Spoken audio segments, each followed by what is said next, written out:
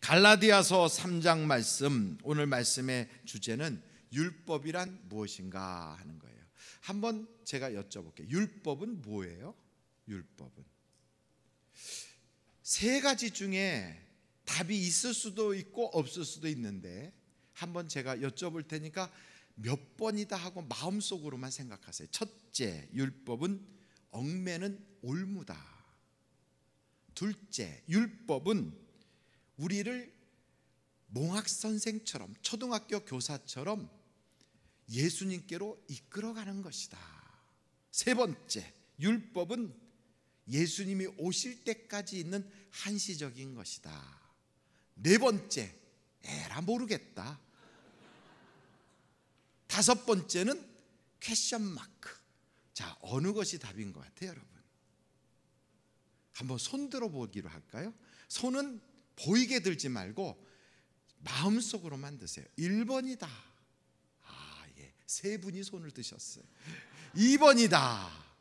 5분이 손을 드셨어요. 3번이다. 예, 10분이 손을 드셨어요. 그런데 4번이다. 에라 모르겠다. 대부분이 다 손을 드셨어요. 그런데 여러분, 5번이다. 퀘션 마크다.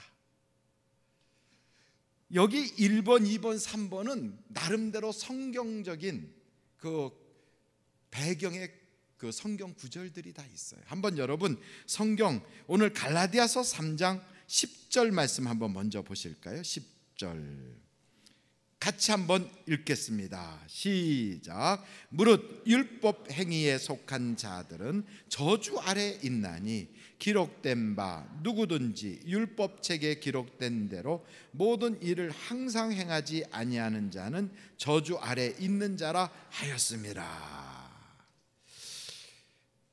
그래서 이 말씀을 탁 보면, 아하, 율법은 우리를 저주로 올가매는 거구나, 이런 생각이 들 수 있어요. 두 번째, 율법은 우리를 예수님께로 이끌어가는 것이다, 이런 생각을 하고 있는 분들이 있을 것 같아요. 한번 여러분 24절 한번 읽어보실까요? 24절입니다. 시작.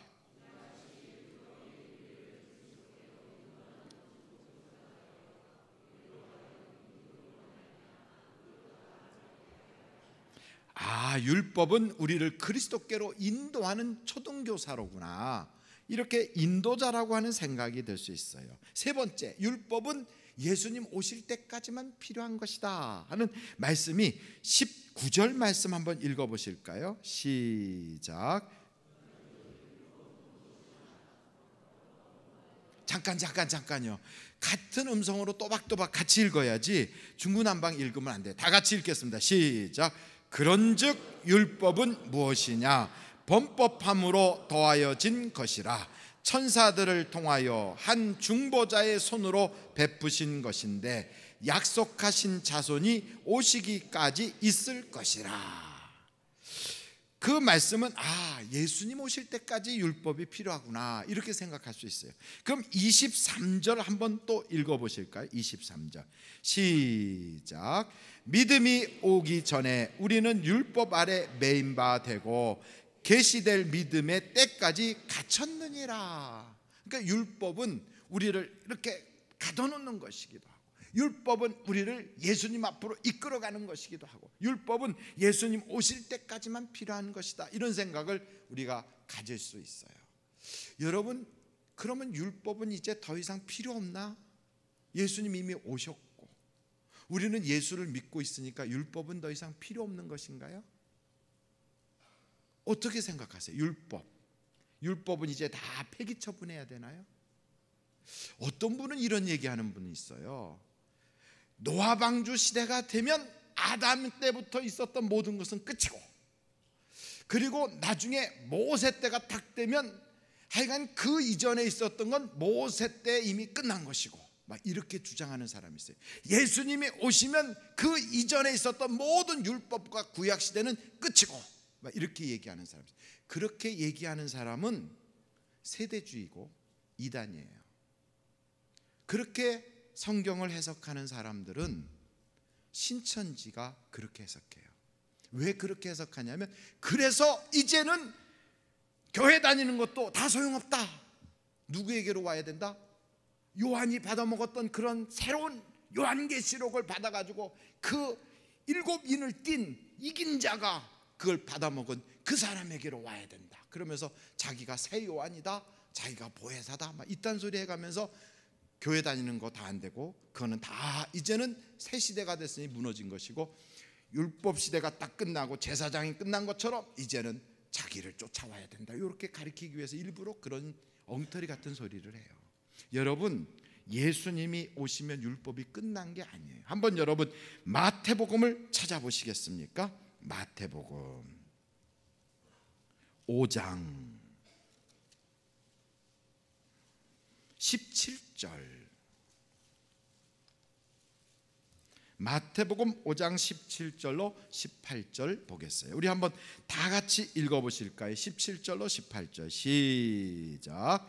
내가 율법이나 선지자를 폐하러 온 줄 생각하지 말라. 폐하러 온 것이 아니요 완전하게 하려 함이라. 진실로 너희에게 이르노니 천지가 없어지기 전에는 율법의 1.1획도 결코 없어지지 아니하고 다 이루리라 그랬어요. 그러니까 예수님이 율법 없애려고 온 분이 아니에요. 그러니까 율법이라는 게 뭔지를 모르니까 그런 소리를 하는 거예요. 율법이 뭔지를 모르니까 율법은 우리를 매이는 것이고, 율법은 이거는 예수님 올 때까지만 필요한 것이고, 율법이라는 건 우리를 예수님 앞으로만 이끌어가는 것이다. 성경 한 절 가지고 그걸 다 재단해버려요. 이단들도 자기들의 이야기를 할 때 보면 꼭 성경을 한두 구절 가지고 얘기해요. 성경 아닌 얘기를 하는 게 아니라 성경에 있는 얘기를 하는데 이단이에요. 성경을 더 자기들이 잘 지키는 것처럼 착각하게 만들어요. 그런데 성경 전체적인 것을 빼먹어서 그래요. 율법이 뭔가를 알면 우리가 더욱더 쉽게 이해할 수 있어요. 율법이 뭔가, 여러분 한번 성경 율법이 뭔가를 찾아보는데, 마태복음 22장 36절 보세요. 마태복음 22장 36절 찾으셨어요? 예. 거기에서 예수님한테 와서 어떤 분이 묻는 거예요. 선생님, 율법 중에서 어느 계명이 크니까? 예수께서 이르시되 내 마음을 다하고 목숨을 다하고 뜻을 다하여 주 너의 하나님을 어떻게 하라? 사랑하라 하셨으니 이것이 크고 첫째 되는 계명이요 둘째도 그와 같으니 내 이웃을 내 자신같이 사랑하라 하셨으니 이 두 계명이 온 율법과 선지자의 강령이니라. 아멘. 그럼 율법의 핵심이 뭐예요? 핵심이 사랑이에요. 그러니까 율법이라는 게 뭐냐? 예수님한테 물어본 거예요. 율법이 뭐예요? 하여튼 예수님은 율법이란 하나님을 사랑하고 내 이웃을 내 몸같이 사랑하라, 이것이 율법이요, 이게 선지자들이 우리에게 말씀하신 것이다 그랬어요. 그것은 지금도 필요한 거예요. 지금도 여러분 교회 다니는 사람한테 하나님은 누구십니까? 물어보면 하나님은 뭐라고 배워요? 사랑이시라. 구약이나 신약이나 하나님은 사랑이시단 말이에요. 사랑이에요. 그래서 구약의 하나님과 신약의 하나님이 다른 분이 아니에요. 구약에서는 이렇게 가르쳤는데 신약 시대가 오면 다르게 가르치는 하나님이 아니에요. 그런 하나님으로 생각한다면 하나님은 그때그때 달라요가 되잖아요. 이때는 이렇게 말씀하시다가 저때가 되면 또 다른 소리 하신다? 그 하나님이 그러면 신실하신 하나님이 아니잖아요. 하나님은 신실하신 분이세요. 할렐루야. 그래서 여러분 성경을 한번 보시면 이런 말씀이 또 있어요. 한번 로마서 13장 보실까요? 8절서부터. 로마서 13장 8절부터 10절까지 같은 음성으로 한번 읽어보실까요? 로마서 13장 8절 시작. 피차 사랑의 빛 외에는 아무에게든지 아무 빚도 지지 말라. 남을 사랑하는 자는 율법을 다 이루었느니라. 간음하지 말라, 살인하지 말라, 도둑질하지 말라, 탐내지 말라 한 것과 그 외에 다른 계명이 있을지라도 내 이웃을 내 자신과 같이 사랑하라 하신 그 말씀 가운데 다 들었느니라. 사랑은 이웃에게 악을 행하지 아니하나니 그러므로 사랑은 율법의 완성이니라. 여러분, 이 로마서는 하나님께서 사도 바울을 통하여 우리에게 주신 하나님의 말씀이에요. 근데 사도 바울이라고 하는 그분은 우리가 오해하기를 율법은 필요 없다, 율법은 우리를 얽어매는 것이다, 율법을 지키는 자는 저주받는다, 이렇게 말한 것처럼 착각하지만 전혀 그렇지가 않아요. 사도 바울도 하나님의 말씀을 받아서 우리에게 할 때 율법은 사랑이다 그래요. 사랑. 율법은 뭐라고요? 사랑이다. 구약 성경의 모든 내용이 무슨 얘기냐? 너희 주 여호와 하나님을 사랑하고 내 이웃을 내 몸과 같이 사랑하라. 이게 구약 성경의 이야기예요. 그럼 신약 성경에 우리 주님이 우리에게 말씀하신 건 뭐지요? 내가 너희에게 새 계명을 주노니 이것은 옛날부터 있었던 것인데 내가 다시 말하노니 사랑하라. 사랑하라. 하나님은 누구시다? 사랑이시라. 그래서 구약이나 신약이나 우리가 하나님은 이랬다 저랬다 하지 않아요. 그런데 구약시대 때 나오는 제사법이라든지 안식일을 지키는 거라든지 혹은 거기에 나오는 제사장들의 어떤 역할이라든지 할례를 받는다든지 이런 것이 하나의 설계도와 같고 모형과 같은 거예요. 이 모형과 같고 설계도와 같은 것이 그게 뭐냐? 그 내용의 핵심이 하나님을 사랑하라는 거예요. 그래서 하나님을 사랑하니까 안식일을 거룩하게 지키고, 하나님을 사랑하니까 이렇게 하나님께 예배드리고, 하나님을 사랑하니까 너희 죄를 가지고 그냥 살지 말고 이 죄가 있으면 가서 짐승의 피를 흘리는 모습을 통해서라도 하나님께 죄를 다 고백하라는 거예요.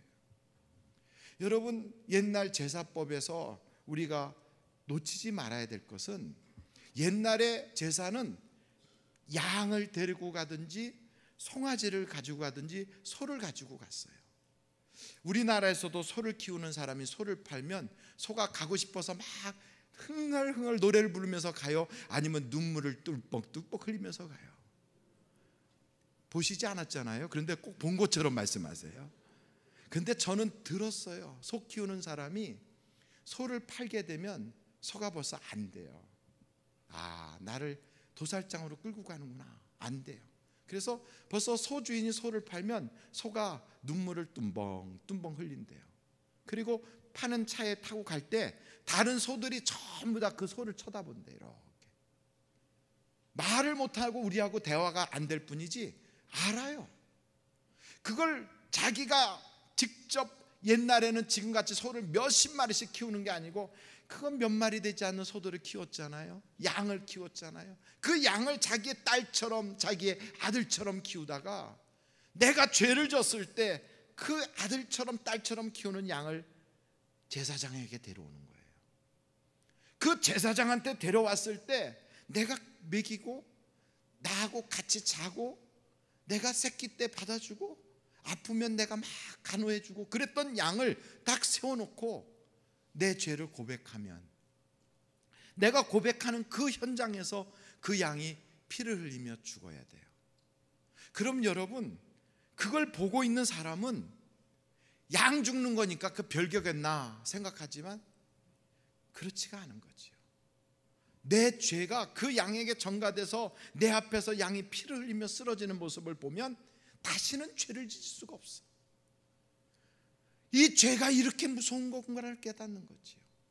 그래서 그 양의 피를 제단에다 뿌리고 양의 속에 있는 모든 내장을 다 태우고 양을 번제로 드릴 때 그 죄를 고백했던 사람은 눈물을 쏟아가며 나 때문에 내가 죽었구나 하는 고백을 하는 거예요.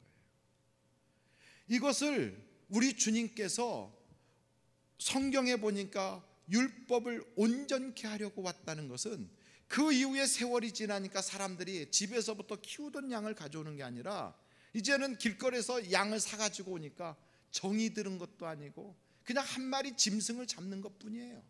그러니까 그런 죄의식도 없고 회개의 진정한 의미가 없어지니까 그걸 온전케 하기 위해서 예수님이 친히 피를 쏟고 물을 쏟아서 내 죄를 사해 주신 걸 우리가 그 현장에 서게 하는 거예요. 전에는 할례를 받았어요. 그 할례를 받을 때는 생명을 걸고 받았어요. 왜요? 그 당시에는 의료기구도 안 좋고 소독약도 없을 때 난지 8일 만에 아들을 탁 놓고 그 살을 잘라가면서 아버지가 하나님께 아들의 생명을 걸고 믿음을 고백하는 거예요. 근데 지금은 의학이 발달돼서 소독약 바르고 그러면 아무런 믿음의 고백이 필요 없어요. 그래서 그것을 온전케 하기 위해서 할례는 겉으로 몸에다 낼 것이 아니라 내 마음의 할례를 하라.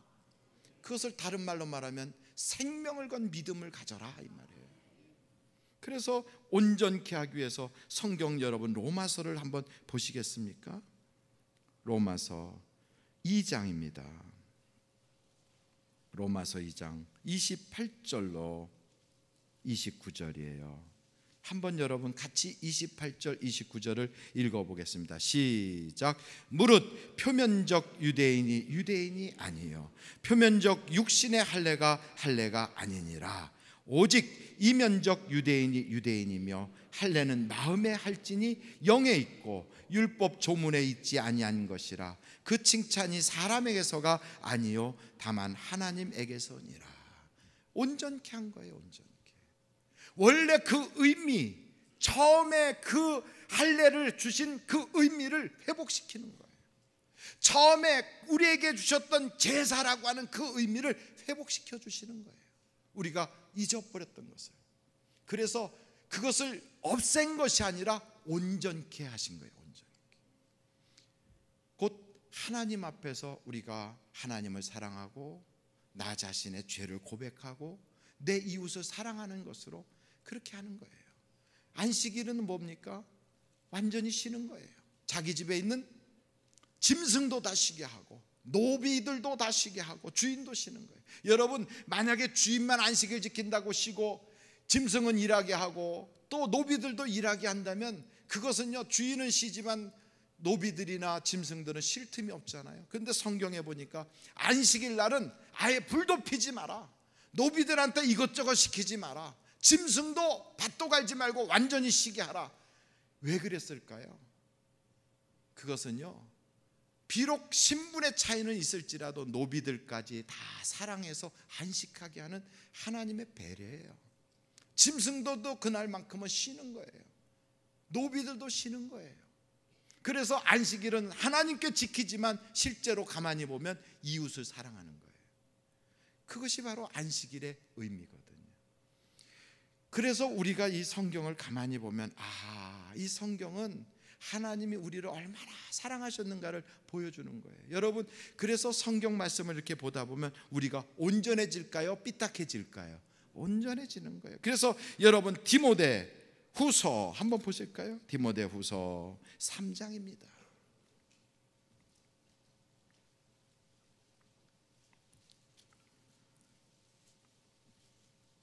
디모데 후서 3장 14절부터 17절까지 한번 14절, 15절, 16절, 17절 우리 다 같이 한 음성으로 읽겠습니다. 시작. 그러나 너는 배우고 확신한 일에 거하라. 너는 내가 누구에게서 배운 것을 알며 또 어려서부터 성경을 알았나니 성경은 능히 너로 하여금 그리스도 예수 안에 있는 믿음으로 말미암아 구원에 이르는 지혜가 있게 하느니라. 모든 성경은 하나님의 감동으로 된 것으로 교훈과 책망과 바르게 함과 의로 교육하기에 유익하니 이는 하나님의 사람으로 온전하게 하며 모든 선한 일을 행할 능력을 갖추게 하려 함이라. 아멘. 여기서 디모데 후서에서 말씀하고 있는 성경은 구약 성경일까요? 신구약 성경일까요? 무엇이에요? 이때 성경은 사도 바울이 이 디모데에게 두 번째 편지를 보낼 때는 신약 성경이 아직 다 쓰여지지 않았을 때예요. 이때 사도 바울이 디모데에게 말한 성경이라는 건 70인역이라고 해서 구약 성경을 말하고 있어요. 셉투아진트라고 그래요. 구약 성경이에요. 이 구약 성경 그것만 가지고도 얼마든지 하나님의 사람으로 온전케 할 수 있다는 거예요. 그래서 구약은 필요 없다? 아니에요. 구약 속에서도 하나님의 사랑을 볼 수 있어요. 구약 속에서도 뭘 볼 수 있어요? 예수님을 볼 수 있어요. 그래서 여러분 한번 요한복음을 찾아보시가요. 요한복음 6장입니다. 요한복음 5장이네. 5장 39절. 요한복음 5장 39절 다 같이 한번 읽어보실까요? 시작. 너희가 성경에서 영생을 얻는 줄 생각하고 성경을 연구하거니와 이 성경이 곧 내게 대하여 증언하는 것이니. 여기서 이 성경은 뭐라고 그랬어요? 구약 성경이에요. 그런데 그건 누구에 대한 이야기라고요? 예수님에 대한 이야기라는 거예요. 그러니까 구약 성경만 봐도 예수님을 볼 수가 있어요. 그럼 목사님, 신약 성경은 이제 안 봐도 되겠네요? 아니고요. 구약 성경에서 계시되고 예언되고 설계된 예수님에 대한 모든 것들이 신약 성경에 실체로 이루어지고 완성되고 성취된 것을 보여주고 있다 이 말이에요. 그래서 신약과 구약 성경을 다 갖다 놓으면 야, 하나님은 신실하신 분이구나.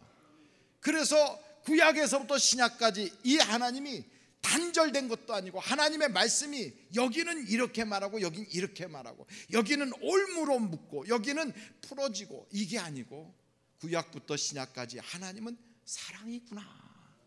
하나님은 나를 구원하시려고 하는구나.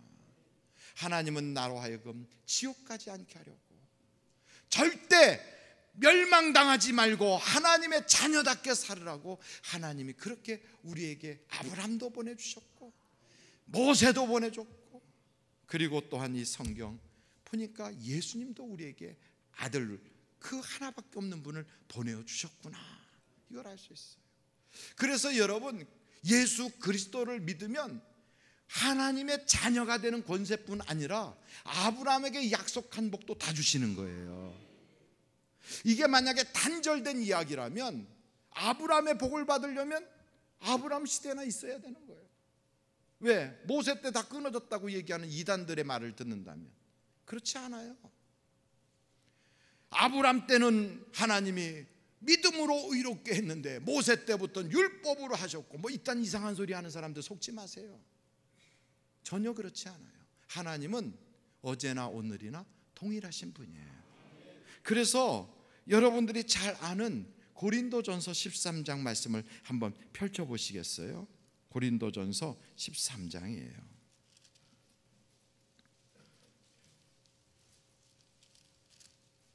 고린도전서 13장 1절서부터 고린도전서 13장 1절이에요.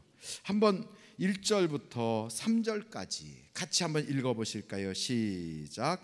내가 사람의 방언과 천사의 말을 할지라도 사랑이 없으면 소리나는 구리와 울리는 꽹과리가 되고 내가 예언하는 능력이 있어 모든 비밀과 모든 지식을 알고 또 산을 옮길 만한 모든 믿음이 있을지라도 사랑이 없으면 내가 아무것도 아니에요. 내가 내게 있는 모든 것으로 구제하고 또 내 몸을 불사르게 내줄지라도 사랑이 없으면 내게 아무 유익이 없느니라. 그러니까 구약에도 사랑이고 신약에도 사랑이에요. 그럼 목사님 오늘 말씀하신 것처럼 왜 이런 성경 구절은 천사의 손을 통하여 한 중보자의 손으로 베푸신 것인데 약속하신 자손이 오기까지라고 그랬습니까? 그게 바로 그거예요.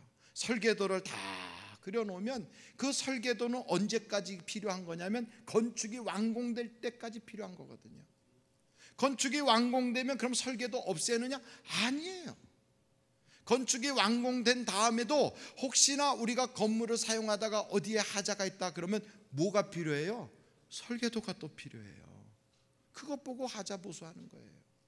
우리의 신앙생활을 해나가다가 우리의 인생살이에서 예수님을 사랑해야 되는데 뭔가 내가 부족하구나, 그러면 하나님께서 주신 신약과 구약 성경을 통하여 나를 바로잡는 거예요.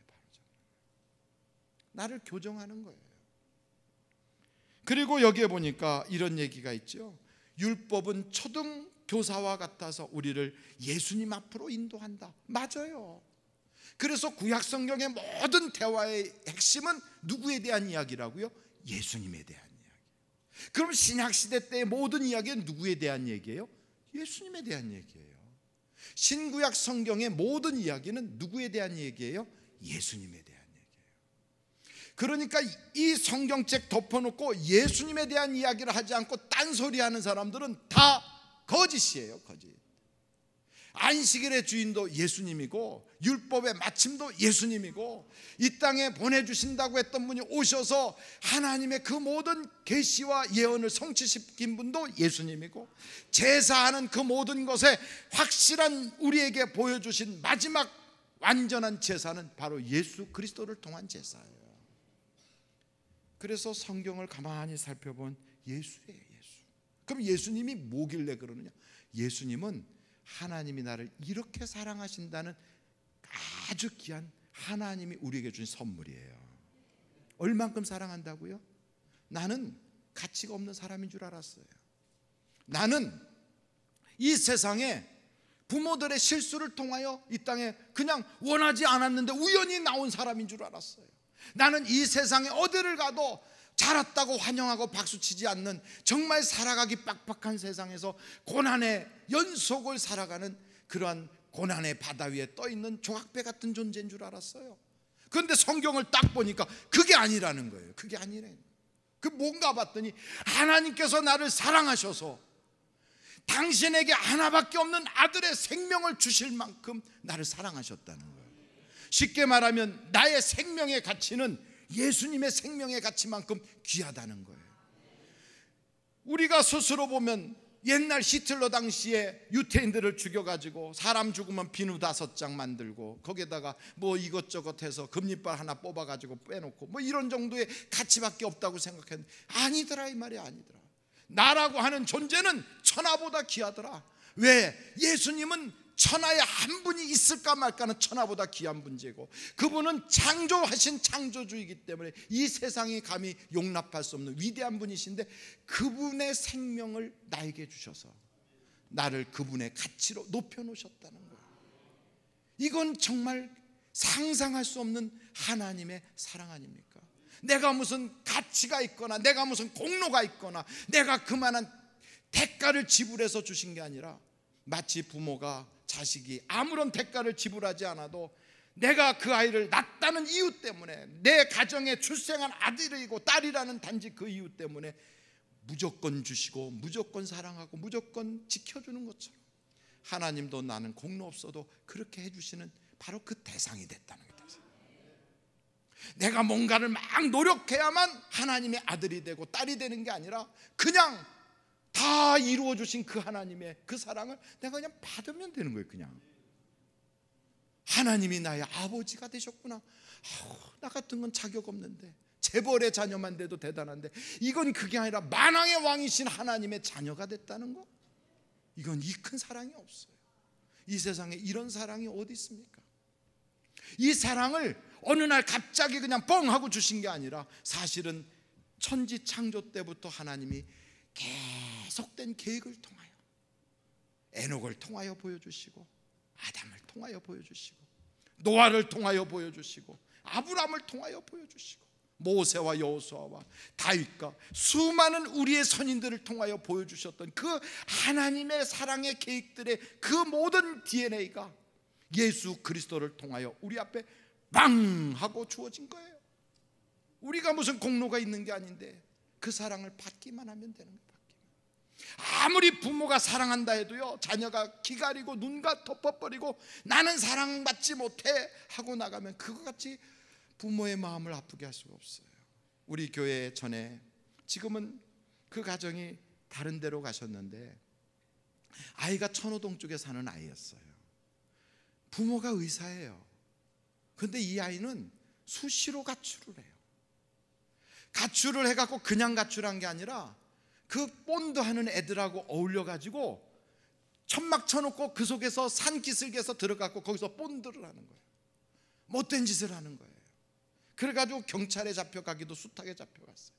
나중에는 아버지 어머니가 애 못 나가게, 학교 다니는 게 문제가 아니라 밖에만 나가면 사고치고 그렇게 다니니까 너무너무 가슴 아파갖고 애 신발을 감추고 나가지 못하게 옷도 감추고 막 감추는데도 맨발 벗고 도망가서, 그래서 그냥 가는 거예요. 붙잡을 수가 없는 거예요. 한 번은 아이가 가출해서 없어졌다고 그러는데 막 그 부모가 막 동동동거리고 큰일 났다 그래요. 애가 이러다가 사고 나서 큰 문제 생길까 막 걱정을 하는 거예요. 그러다가 경찰서에서 찾았다. 같이 갔어요.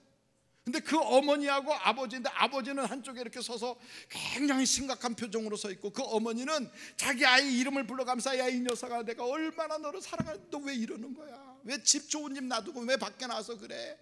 하고 막 가슴을 치는데, 애는요 얼굴이 딱 굳어져서 부모가 그렇게 사랑한다고 가슴을 치는데도 눈물 한 방울 없이 자기 앞에서 막 눈물을 줄줄 흘리는 막 어머니가 막 얘야 내가 제발 빈다, 너 좀 정신 좀 차려라 이러는데도 아주 눈도 안 맞죠. 그러면서 부모님이 자기 사랑하지 않는다는 거라. 야, 그걸 보고 있는 목사 옆에서요, 이게 세상에 사랑하지 않는데 저럴 수가 있는가? 남의 자식 같으면 누가 그러겠어요? 누가? 집에 있으면 좋은 물건, 좋은 것 다 자기 건데 왜 그걸 뿌리치고 나가서 본다고 그 나쁜 애들하고 어울리고 그래? 그걸 그냥 보면서 부모가 그 자식이, 그것도 자기 자식이라고 날마다 찾으면서 가슴 쳐가면서 내가 너를 얼마나 사랑하는데. 성경에 보니까 우리 주님이 바로 그 얘기를 하시는 거예요. 잃어버린 양 한 마리 찾으려고 산을 넘고 계곡을 헤쳐가며 온몸이 산가시에 찔려가지고 찢기는데도 그 잃어버린 양, 그걸 찾아서 가요. 그걸. 야 이 녀석아, 내가 너를 얼마나 사랑하는 줄 아냐? 내가 너 때문에 물과 피를 다 쏟지 않았니? 이렇게 사랑하는데 언제 사랑했어요? 나를. 사랑한다는 말을 나는 이해를 못하겠네요. 이러고 뻣뻣하게 서 있는 그 가출했던 사람 마냥 하나님이 우리에게 요구하는 거 다른 거 아니에요. 내가 널 사랑한다는 걸 받아주라는 거예요. 받아주라. 그래서 성경에 보면요, 우리 주님이 그러시잖아요. 내가 너를 얼마나 사랑하는지 십자가를 바라보면서 하나님이 너를 향하여 내가 너를 이만큼 사랑한다고 내 앞에서 데몬스트레이션, 데모하지 않냐? 하나님은 우리를 그만큼 사랑하세요. 물과 피를 다 쏟으면서도 거기서 괴롭다고 하지 않았어요? 이 못된 인간들아 하고 그 십자가 위에서 욕설하거나 외치지 않았어요. 왜요? 내가 죽으면 내 모든 자녀들은 살 수 있으니까.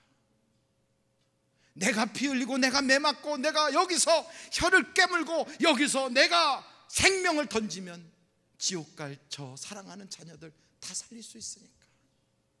그래서 마지막 순간에 그러잖아요. 다 이루었다. 그게 주님의 사랑이에요.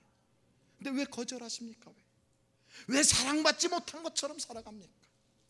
왜 나는 이 세상에 아무런 은혜도 받지 못하고 사랑도 받지 못한 사람처럼 마치 하나님의 말씀은 나를 억압하고 하나님의 말씀은 나에게 무거운 짐이 되고 하나님은 나에게 뭔가를 자꾸만 부탁하고 내가 부담이 되는 그런 대상으로 생각하십니까? 아니거든요. 하나님은 나를 사랑하신다는 거예요. 하나님은 그래서 성경에 이렇게 표현해요. 그리스도는 우리의 모든 것의 완성이라고요. 여러분 한번 성경 구절 보고 마치려고 하는데요. 로마서 10장입니다. 4절입니다. 로마서 10장 4절.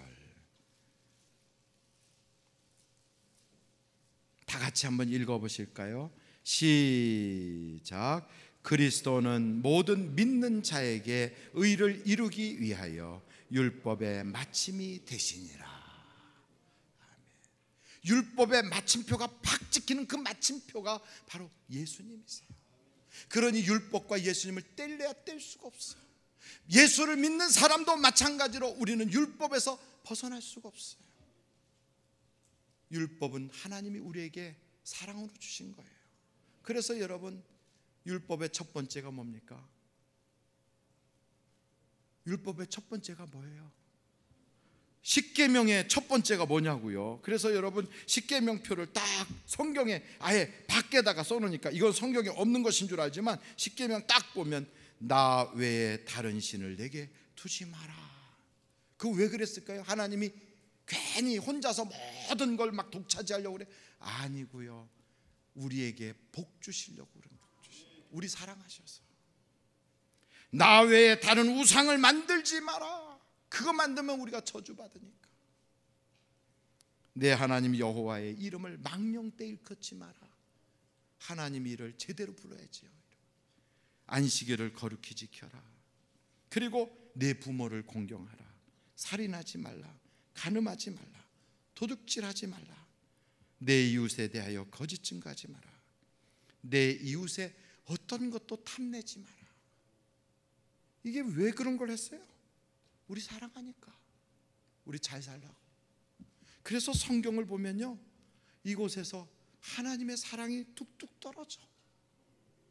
오죽하면 어떤 목사님, 아마 그분이 달라스 포스트 베프티스트 처치의 목사님이셨는데, 성경을 꽉 짜면 두 가지가 나온대요.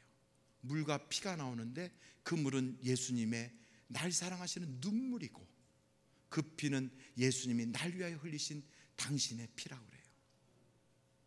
성경을 꽉 짜면 물과 피가 쏟아진대요. 나를 사랑하시기에.